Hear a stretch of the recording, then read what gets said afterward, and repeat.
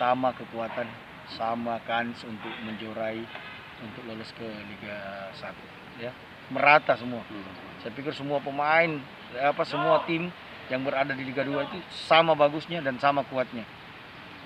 Besok berlawan belum.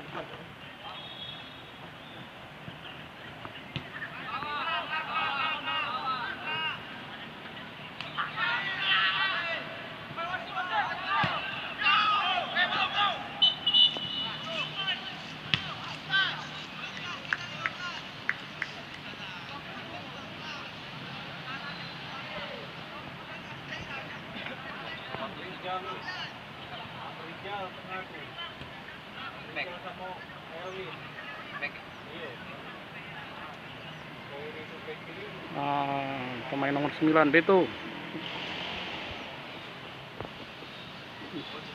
di belakang.